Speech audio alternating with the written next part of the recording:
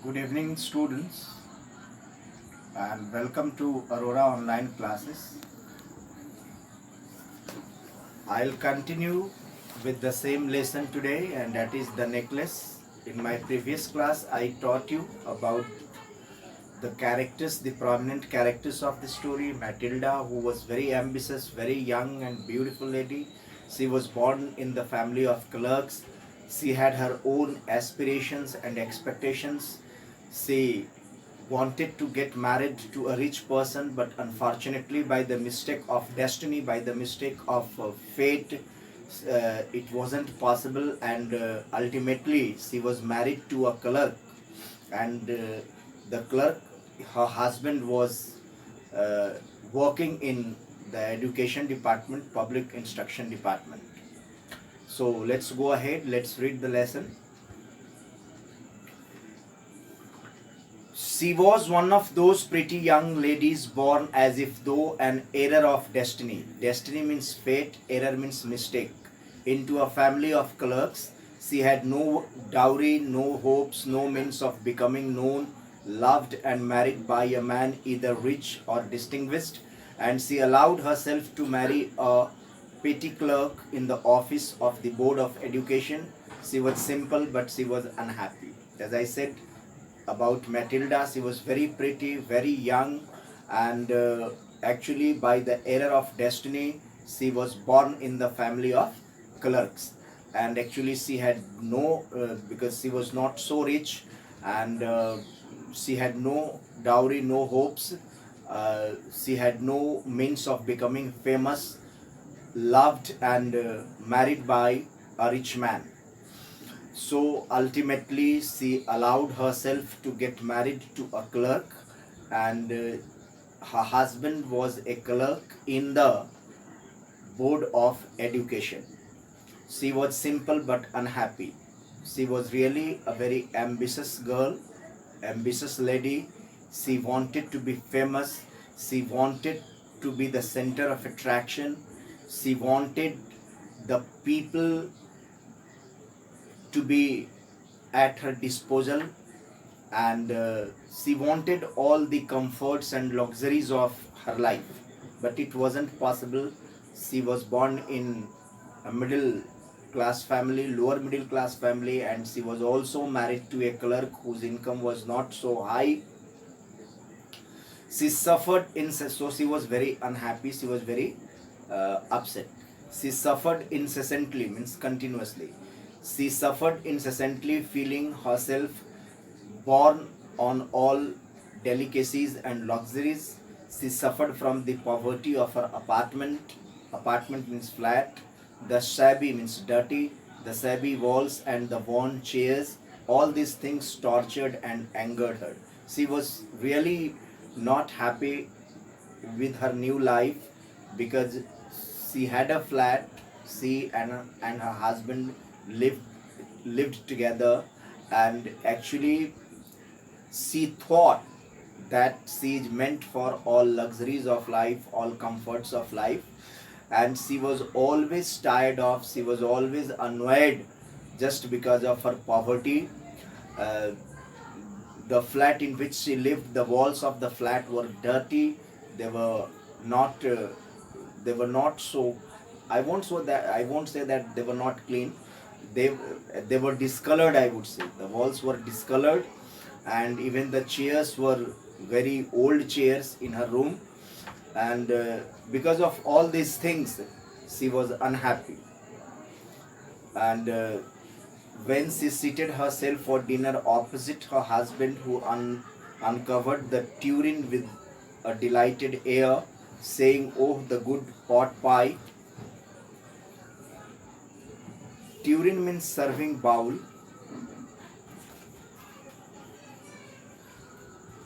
With a delighted air, saying, "Oh, the good pot pie, I know nothing better than that." She would think of elegant dinners, of shining silver. She thought of the exquisite food served in marvelous dishes. She had neither frocks nor jewels, nothing, and she loved only those things. As I said, that her husband always tried to make her feel happy, and at the time of dinner, when her husband opened the tureen. Opened the tureen means that is the serving bowl on the dining table, and her husband uh, would get excited by saying, "Oh, the good pot pie," but this Matilda, she always thought of marvelous uh, dinners of shining silver.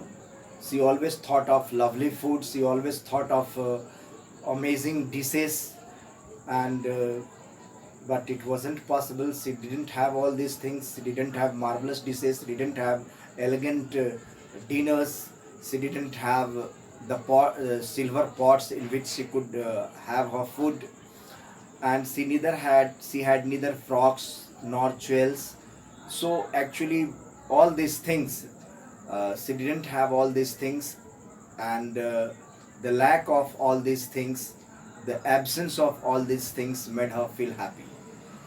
So she had a rich friend, a schoolmate at the convent, who did not like to visit, who she did not like to visit. She suffered so much when she returned. She wept for whole days from despair and disappointment. Despair means distress, dukhi hona, and disappointment means upset. So actually, she had a rich friend.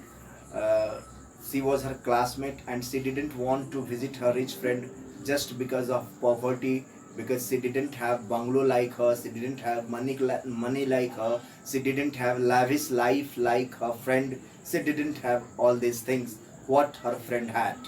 So she did not want to meet her friend, and she came back, and she used to feel upset, she used to get disappointed, she used to cry just because of poverty, just because of all the things she wanted to have, but those things were not with her. It means she wanted a lavish life. She was really ambitious. She wanted the life of comforts and luxuries.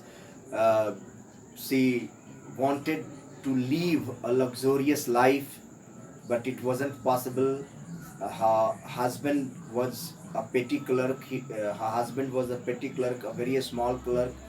He had not high income. Her husband didn't have handsome salary, so actually his means was very low. So one evening her husband returned elated. Elated means very happy, bearing in his hand a large envelope. Here, he said, here is something for you.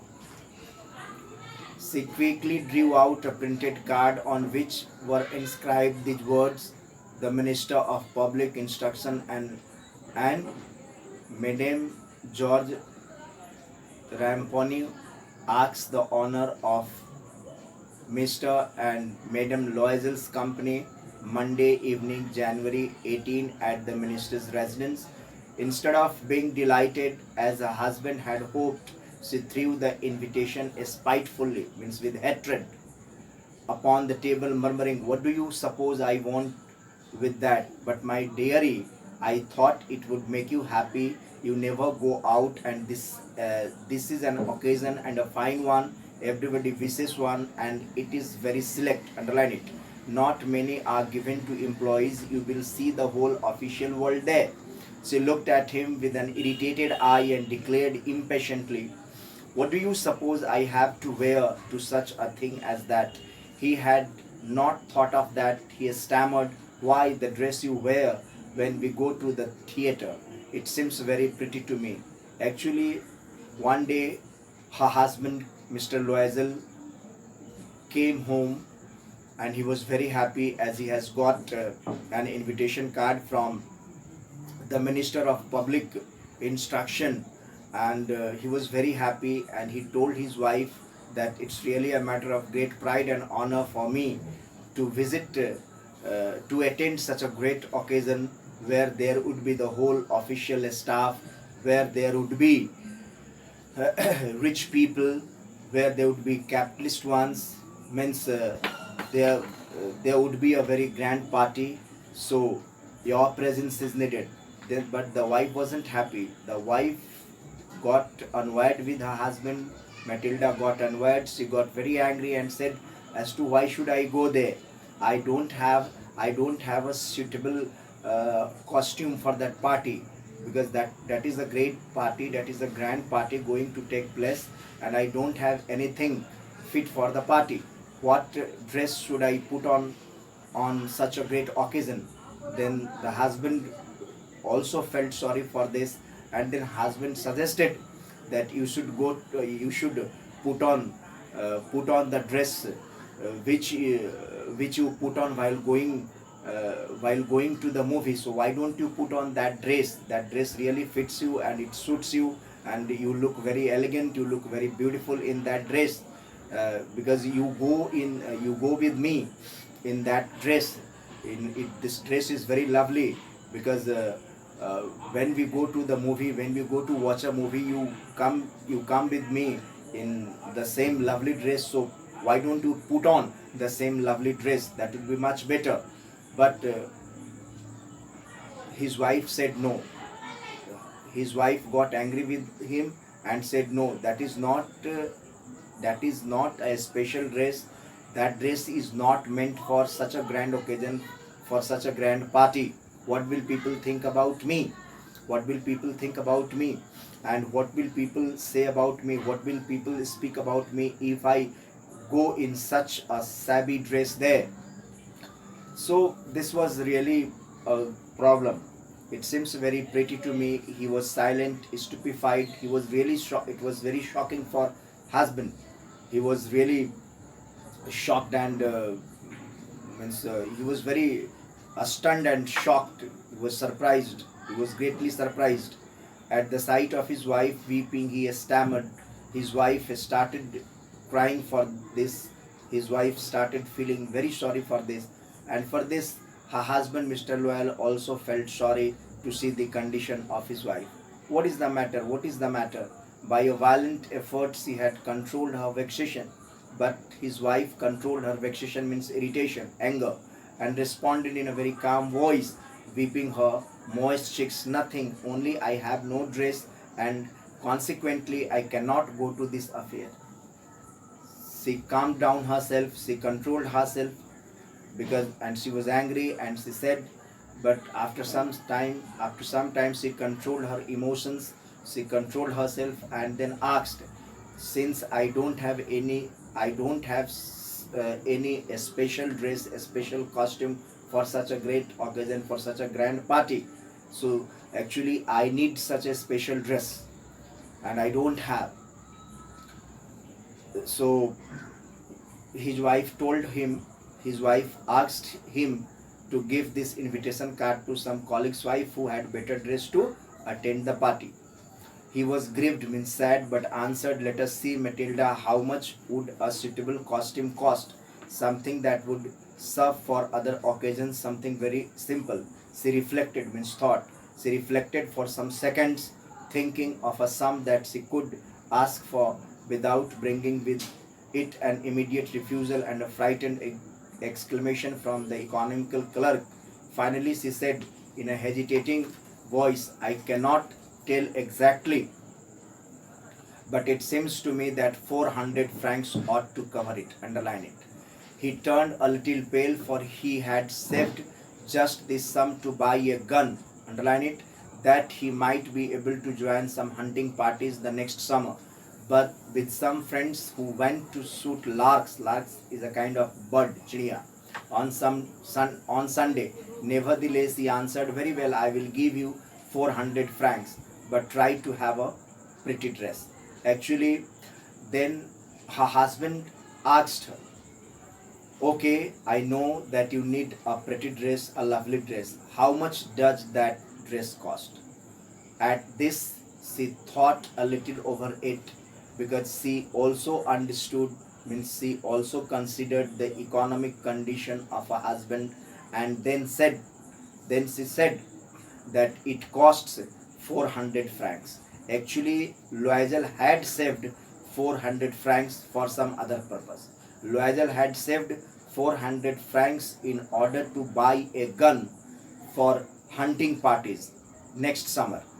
So Loisel had 400 francs for buying a gun, for purchasing a gun in order to shoot larks. So for this purpose, he had saved 400 francs. But now the husband was very kind-hearted and he wanted to keep his wife happy. So he was ready to sacrifice 400 francs for buying a new dress for his wife for that party.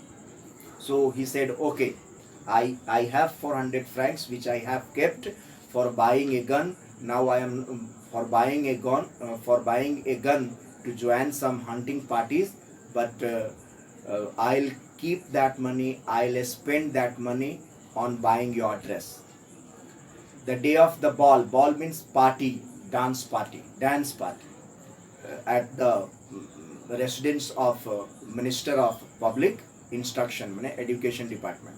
The day of the ball approached. Madame Loisel seemed sad, disturbed, anxious. Nevertheless, her dress was nearly ready. Her husband said to her one evening, "What is the matter with you? You have acted strangely for 2 or 3 days." And she responded, "I am vexed not to have a jewel. Nothing to adorn." Adorn means decorate myself with. Underline it. I shall have such a poverty-stricken look. Poverty-stricken means poor. I would prefer not to go to this party. He replied, "You can wear some natural flowers in this season. They look very chic." Chic means elegant, khubsurat. She was not convinced. "No," she replied, "there is nothing more humiliating than to have a savvy air in the midst of rich women." Then her husband cried out, "How stupid we are! Go and find your friend, Madame Frostier, and ask her to lend you her jewels." She uttered a cry of joy. "It is true," she said. "I had not thought of that." Underline it. The next day she took herself to her friend's house and related her a story of distress. Distress means sadness. Madame Frostier went to her closet, took out a large jewel case, brought it, opened it, and said, "Choose, my dear." She saw at first some bracelets, then a collar of pearls, then a Venetian cross of gold and jewel of admirable workmanship. Workmanship means craft. Venetian means related to uh, Venice style. Venice is in Italy. She tried the jewels before the glass, hesitated but could neither decide to take them nor leave them. Then she asked, "Have you nothing more?" Now the problem of dress was over, even though she was not happy. Then her husband asked as to why you were not happy. Then she said, "Okay, my dress is ready. You have spent 400 francs for this. But what about my jewels? I don't have any jewels. I don't have any ornament to decorate myself. What will be the reaction of the people if I attend the party? The people will, there will be rich women, and what will those rich women think about me if I go in such a shabby dress, without any ornaments, without any jewels?" So jewels are needed for me, and without jewels I can't go there. Then at first her husband, Mr. Loisel, advised her advised her to put on some natural flowers, and he said that, "Why don't you put some natural flowers? These natural flowers are very beautiful and they'll add more beauty to you." Then, even though she wasn't happy because she needed some ornaments, because she had to show what she is, and and she had to show that she is not less than others. This was the feeling of hers. So then her husband told her, "Why don't you borrow some jewels from your friend, Madame Frostier?" Then she said, "Okay, I have never thought of it. It's a good idea. It's a brilliant idea that you have given." So she went to her friend, Madame Frostier, and Madame Frostier was very glad to meet Matilda, and she just presented her box before her, and that was a box of jewels before her. And she said, "Just pick up any jewel whichever jewel, now every this box of jewels is before you, and you just pick up any one of this which you like to put on." So there were so many expensive jewels like pearls, Venetian cross of gold, bracelets, isn't it? Everything. But all the jewels were very costly, expensive, very means well decorated, everything valuable, very nice, but she wanted something else. She tried everything, and then, why, yes, look for yourself. I don't know what will please you. Suddenly, she discovered in a black satin box a superb necklace of diamonds. Her hands trembled as she took it out. She placed it about her throat against her dress, and she was ecstatic. Ecstatic means joyful, very happy, very happy, with excitement is called ecstatic mood. If I say I am in ecstatic mood, means I am very very happy. I am so excited and happy. That is called ecstatic. Very happy and excited. Then she asked in a hesitating voice, full of anxiety, "Could you lend me this? Only this?" "Why, yes, certainly." She fell upon the neck of a friend, embraced her with passion, then went away with her treasure. Here, treasure means necklace. Then she brought, she did not pick up any jewel from the box of jewels, and she wanted something else. Then Madame Frustier brought her satin box, and there was a superb diamond necklace, and she showed her, "Here is a diamond necklace for you. Do you like to have it?"